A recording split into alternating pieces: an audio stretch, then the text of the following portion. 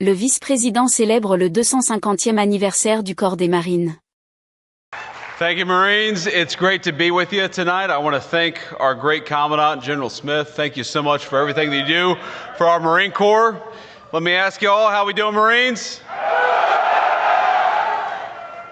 That was pretty good.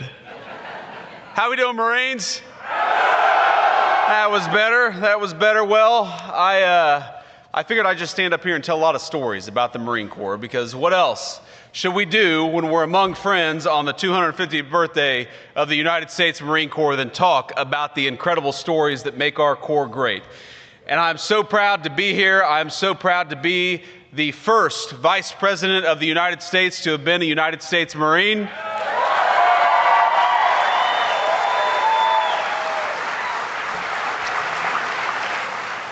I'm proud to have so many of my dear friends from my own time in the United States Marine Corps, and I was joking with some of them earlier this evening. We were at a reception with generals and colonels and magistrates and noblemen, and I thought to myself that when we were at our last Marine Corps ball, we were drinking Jim Beam 8 stars with a bunch of corporals and lance corporals and sergeants. And now we're drinking fine wine with the Commandant of the Marine Corps. We've come pretty far, my friends. It's good to see you all. But the thing I love about the Marine Corps is that for 41 years, for the entire time that I have had the Marine Corps in the back of my mind, since I stepped foot on those yellow footprints in Parris Island, I was a 19-year-old kid. That entire time, the Marine Corps has kept me honest, and even tonight, the Marine Corps has kept me honest, because you saw our guest of honor, that incredible Jima veteran, Corporal. It's such an honor to be with you.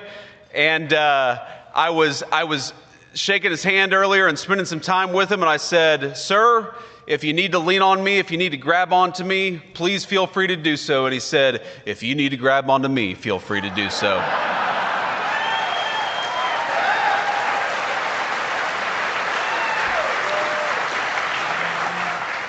And then I shook the hand of his fellow Iwo Jima veteran, because we have a corpsman here who served in Iwo Jima. And how much, Marines, do we love our corpsmen who keep us safe?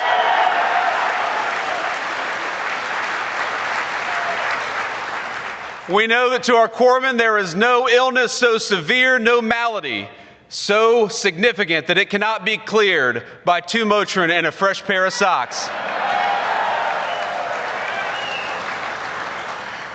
But I shook the hand of this corpsman who's probably close to 100 years old. And he said, we talked for a little bit, we chatted for a little bit. He said, you have a very nice personality. And I'm a vain politician just like all the rest of them, and I really appreciated that. And then he said, "What the hell is up with that beard?" And I thought to myself, I'm the Vice President of the United States, and this guy is busting my balls for having a beard.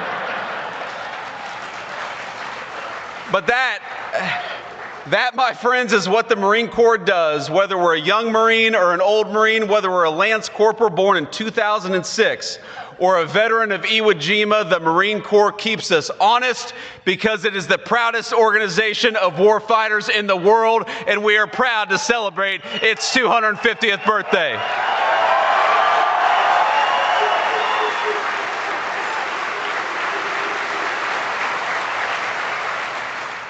Now, I got this great big speech here. I could talk about Dan Daly. I could talk about Chesty Puller.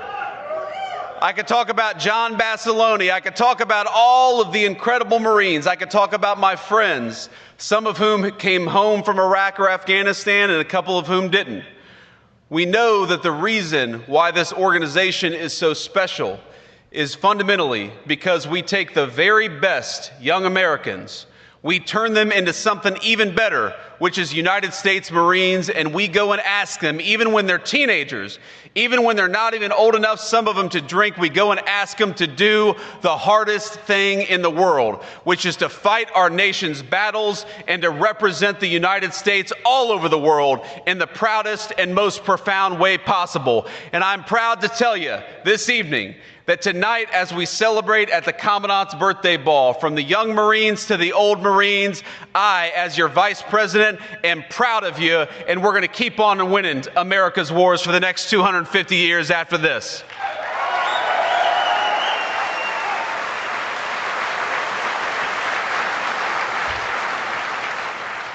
Now, I remember when my cousin Rachel, she's my older cousin, my grandmother's eldest grandchild, when she encouraged me to enlist in the United States Marine Corps, and at the time it sounded like the craziest idea I had ever heard. I couldn't run a mile, much less 3 miles, and I never thought to myself that I could join the military, but I'm telling you that the confidence the Marine Corps gave me, the trajectory that it set me on has started, again, from those yellow footprints in Parris Island, led me directly from where I was then to where I stand today. And it wasn't always an easy journey, of course, these things never are, but I remember, for example, my very first Marine Corps birthday as a young recruit in Parris Island. I went to boot camp in September of 2003, and so, of course, my first Marine Corps birthday was in Parris Island. Now, I'll tell you a little story. At the time, I thought that I was deathly allergic to shellfish. And the reason I thought I was deathly allergic to shellfish is because when I was 16 or 17, I had some terrible allergic reaction. I assumed it was because of shellfish, and for 2 years, I had not touched shellfish. I thought it was the thing that was going to kill me. And so on November the 10th in Parris Island, South Carolina, I was sitting there and they served steak and lobster. And y'all were recruits. You know how hungry young recruits get? And I thought to myself, well, on the one hand, I could be hungry and maybe save my life. On the other hand, I could roll the die with this lobster. And the very worst thing that's probably going to happen to me is a corpsman's going to take care of me. I'll get to sleep in tomorrow. And so what did my dumb ass do? I ate the lobster.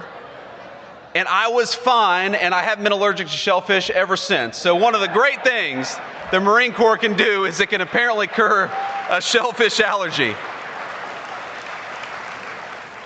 There are so many things I'm proud of about this Corps. One of the things I'm proud of is that the attitude and the life of service continues from the people who become generals in our Marine Corps to sergeant majors in our Marine Corps to the people who get out and lead in the civilian world. My dear friend Dave Warrington is here, the White House counsel. I'm going to embarrass Dave a little bit because though he's one of the most important people in our White House team, a brilliant lawyer, a very proud Marine, I didn't know until tonight that young David, his son, is a captain of Marines, and he's here with us tonight. So let's give it up for a family of service. There he is.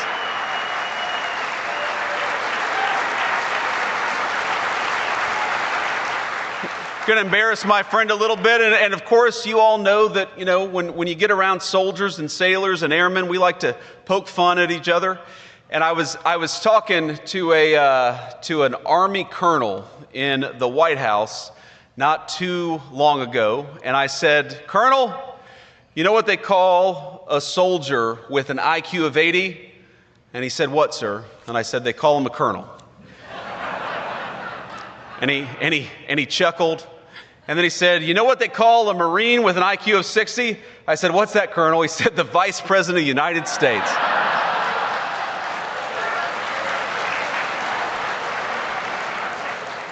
And guess what, Colonel? I've got the last laugh because your ass is going to Siberia on diplomatic duty. So I hope you had your fun in the West Wing, but unfortunately, I get the final say. That's one of the good things about this job. But let me just say, first of all, from our Department of War Secretary, Pete Hegseth, a great soldier, but a person I know who loves the Marines deeply, and of course, from the President of the United States.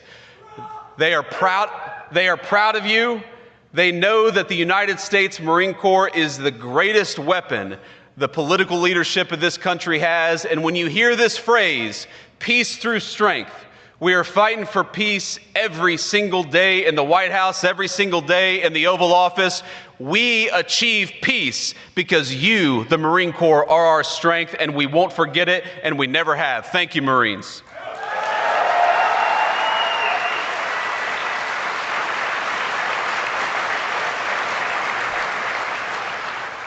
And I know we're going to do a little toast with a comment on here, but I just want to say something else, because there are two things that your political leadership cares a great deal about. I have to put on my vice president hat and tell you about it, because one of the mistakes that I think we made over the past 40 years, over my entire life, and let's be honest, it was Democrats and Republicans, this is not even a partisan point, is that we were too willing to send our Marines and our soldiers and everybody else off to war without giving you clear guidance about what you needed to do and clear guidelines for when you would come home.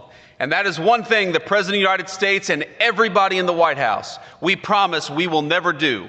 When we send you off to fight our nation's battles, we will do it with full confidence. We will give you the knowledge and the tools you need to win, and we will make it clear that your job is to kick the enemy's ass and come back home safely. That is our sacred promise from the President of the United States on down. That's what we owe every single one of you, is a clear mission and a clear promise that when you do that mission, you're going to come home safely. That's the first point that I want to make. And I want to make a second point, because we live in an era of technology. You saw it in that incredible video. I forget who even said it, but he said, you know, in World War II, we had planes, we had boats, we had tanks, and we had Marines, and here we are in 2025, 80 years later, and we still got tanks, we got boats, we got airplanes, and we got United States Marines. But let's be honest, we all know the battlefield has changed in an incredible and profound way. We've got technology that would have been inconceivable even when I was a little kid, is now driving the face of the modern battlefield. We got cybersecurity, we got satellites in space, we got artificial intelligence, we've got all this incredible technology. And of course, the United States is the most significant leader of technology in the world. But I happen to believe that the most important warfighting technology is not a new airplane. The most important warfighting technology is not artificial intelligence or anything on a computer. The most important warfighting technology is a well-trained and well-armed United States Marine, and we won't forget it.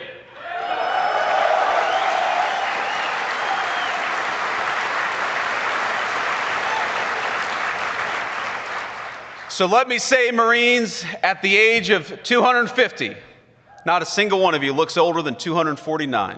You look pretty good out there. This is a good-looking crowd. But I just want to say that everything the Marine Corps has done for me, the Marine Corps gave me great training. It gave me a sense of purpose. It gave me lifelong friends that across the political spectrum, just in the table of people that were dear friends of mine during the United States, my own Marine Corps service. We've got radical leftists and radical right-wingers, and we're all dear friends because we all bleed the same Marine Corps green. The Marine Corps has done a lot for me. The Marine Corps has done more for me than I can possibly repay. But the thing that I promise, so long as I have the honor of being your Vice President, is that I will continue to honor the United States Marine Corps. I will continue to remember that you are the most profound warfighting technology that exists on the planet Earth, and I will fight every single day on this 250th birthday of the United States Marines to make sure that the next 250 years is just as damn proud as the first 250. Happy birthday, Marines. It's an honor to be with you.